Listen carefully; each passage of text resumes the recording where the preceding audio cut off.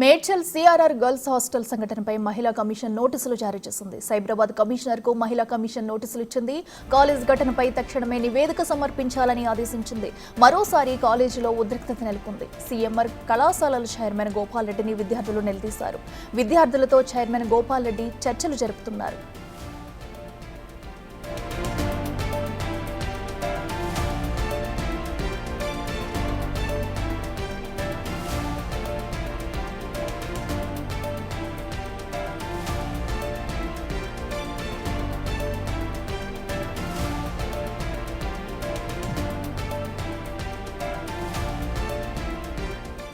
మేడ్చల్లోని CMR కాలేజీలో girls hostel బాత్రూంలో secret కెమెరాలు పెట్టి వీడియోలను రికార్డు చేస్తున్నారంటూ విద్యార్థినులు ఆందోళన చేస్తున్నారు. వారికి విద్యార్థి సంఘాలు కూడా మద్దతు తెలపడంతో సీఎంఆర్ కాలేజీలో ఉద్రిక్తత నెలకొంది. మెస్లో పనిచేసే 5 సిబ్బందిపై విద్యార్థినులు అనుమానం వ్యక్తం చేశారు. దీంతో ఆ 5 అదుపులోకి తీసుకున్న పోలీసులు విచారణ చేపట్టారు.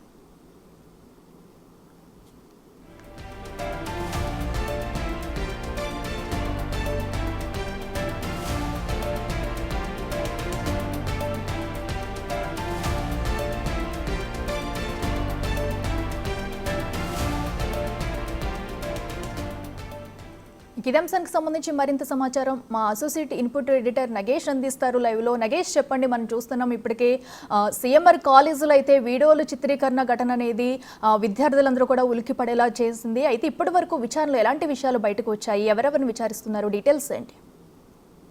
నిన్న రాత్రి నుంచే సీఎంఆర్ కాలేజీలో పెద్ద ఎత్తున గొడవ జరుగుతుంది. చాలామంది కాలేజీకి సంబంధించిన విద్యార్థినులు బయటకు వచ్చి పెద్ద గొడవకు దిగారు. ఎందుకంటే సీఎంఆర్ కాలేజీలో బాత్రూముల్లో రహస్య కెమెరాలు పెట్టి వీడియోలు తీశారని చెప్పి ఆరోపణలు. ఆ బాత్రూంల గోడలపైన కూడా చేతి మరకలు అంటాయని చెప్పి కూడా వాళ్ళు చూపించారు. నిన్న రాత్రే చాలామంది, అంటే వందలాది మంది విద్యార్థినులు వాళ్ళకు సపోర్ట్గా విద్యార్థులు బయటకు వచ్చి పెద్ద ఎత్తున గొడవ చేశారు. రాత్రిపూట వాళ్ళని పోలీసులు కొంత సముదాయించే ప్రయత్నం చేశారు. కానీ వాళ్ళ ఉదయం గొడవ పెద్దదైంది. విద్యార్థి సంఘాలు కూడా పెద్ద ఎత్తున సీఎంఆర్ కాలేజ్ చేరుకొని గొడవ దిగాయి. ఎందుకంటే విద్యార్థినులకు సంబంధించిన బాత్రూమ్ వీడియోలు 300కు పైగా వీడియోలు బయటకు ఎలా వచ్చాయని చెప్పి వాళ్ళంతా క్వశ్చన్ చేశారు. ఒకనొక దశలో విద్యార్థినులు కూడా కాలేజీ యాజమాన్యంపైకి దూసుకెళ్ళి దాడి చేసే ప్రయత్నం కూడా జరిగింది. ఎందుకంటే చాలామంది విద్యార్థినులు చదువుకోవడానికి మేము వచ్చాము, చదువుకునే ప్లేస్లో ఇలాంటి వ్యవహారాలు ఎవరు చేస్తున్నారు, ఇందులో ఖచ్చితంగా యాజమాన్యం పాత్ర ఉందని చెప్పి వాళ్ళందరూ ఆరోపించారు. స్థానికంగా ఉన్న మేడ్చల్ ఏసీపీ శ్రీనివాసరెడ్డి కూడా ఘటనా స్థలానికి చేరుకొని చాలామంది విద్యార్థినుల స్టేట్మెంటు రికార్డ్ చేశారు. ఎందుకంటే మల్లారెడ్డి కాలేజీలో గతంలో అనేక గొడవలు జరిగాయి. హాస్టళ్లలో భోజనానికి సంబంధించి అందులో పురుగులు వస్తున్నాయని చెప్పి విద్యార్థులు పెద్ద ఎత్తున గొడవకు దిగారు. చాలా సందర్భాల్లో ఫీజులు పెంచి విద్య సరిగా చెప్పడం లేదని చెప్పి కూడా చాలా విషయాల్లో గొడవ దిగారు.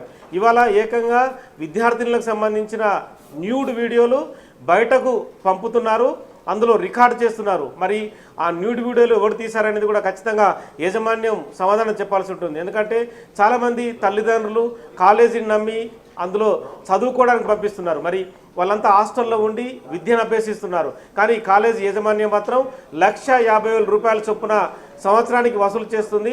కానీ కనీస సౌకర్యాల విషయంలో మాత్రం ఖచ్చితంగా విఫలం చెందిరని చెప్పచ్చు. ఈ వ్యవహారంలో నేరెల శారద మహిళా కమిషన్ చైర్పర్సన్ చాలా వీడియోల్ని, అంటే సోషల్ మీడియాలో వస్తున్న వీడియోలు కావచ్చు, మెయిన్ స్ట్రీమ్ మీడియాకు సంబంధించిన వీడియోలు కూడా చాలా వీడియోలను వాళ్ళు చూశారు.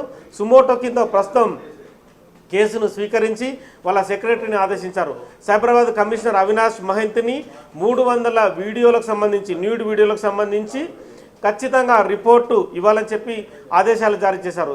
స్థానికంగా ఉన్న మేడ్చల్ ఏసీపీ అయితే శ్రీనివాసరెడ్డి ఘటనా స్థలికి వెళ్ళి చాలామంది విద్యార్థుల్ని విచారించి జరిగిన ఘటనకు సంబంధించి వాళ్ళైతే స్టేట్మెంట్లు రికార్డు చేశారు. ఒక 5 వ్యక్తుల్ని అనుమానాస్పదంగా ఉన్న విద్యార్థులను చెప్పిన వాళ్ళందరూ కూడా ప్రస్తుతం అదుపులోకి తీసుకున్నారు. ఎందుకంటే తదుపరి యాజమాన్యాన్ని కూడా దీనికి సంబంధించి నోటీస్ ఇచ్చి విచారించే అవకాశం కనిపిస్తుంది. ఎందుకంటే తెలంగాణ రాష్ట్రంలో గతంలో మాజీ మంత్రిగా మల్లారెడ్డి పనిచేశారు. ప్రస్తుతం ఎమ్మెల్యేగా కూడా ఉన్నారు. వాళ్ళ అల్లుడు రాజశేఖర రెడ్డి కూడా ఎమ్మెల్యేగా ఉన్నారు. మరి ప్రజాప్రతినిధులు ఉన్న కాలేజీల్లోనే విద్యార్థినుల భవిష్యత్తు అగమ్య గోచరంగా ఉందని చెప్పి బయట విద్యార్థి సంఘాల నేతలు ఆరోపిస్తున్నారు. ఎందుకంటే కోట్ల రూపాయలు విద్యా పేరు మీద వసూలు చేస్తున్నారు. కానీ కనీస సౌకర్యాల్లో విఫలం అనేది జరుగుతుంది. అంటే మల్లారెడ్డి ఏదో రకంగా మేనేజ్ చేస్తున్నారు. పూలమ్మి పాలమ్మి వ్యాపారం చేసుకొని ఎదిగానని చెప్పి కూడా తాను రకరకాలుగా మొన్న ఈ మధ్యలో అసెంబ్లీలో కూడా చెప్పుకుంటూ వచ్చారు. చాలా సందర్భంలో ఇదే విషయాన్ని చెప్తున్నారు. పూలమ్మి పాలమ్మి కోట్ల రూపాయలు సంపాదించిన వ్యక్తి మరి వాళ్ళ పిల్లలు కూడా ఇలా జరిగితే ఏం సమాధానం చెప్తారని చెప్పి కూడా ఇప్పటికే సోషల్ మీడియా వేదికగా నెటిజన్లు ప్రశ్నిస్తున్నారు. ఈ ఘటనకు సంబంధించి మాత్రం ఇప్పటికీ మాజీ మంత్రి మల్లారెడ్డి కానీ అల్లుడు రాజశేఖర రెడ్డి కానీ ఎటువంటి స్పందన అయితే తెలియజేయలేదు. ప్రస్తుతం అయితే పోలీసు విచారణ కొనసాగుతుంది. మేడ్చల్ డీసీపీ కోటిరెడ్డి కూడా పూర్తి విషయాలను కూడా వాళ్ళ నుంచి అంటే స్థానికంగా సిఐని ఏసీపీ నుంచి కూడా సేకరించారు.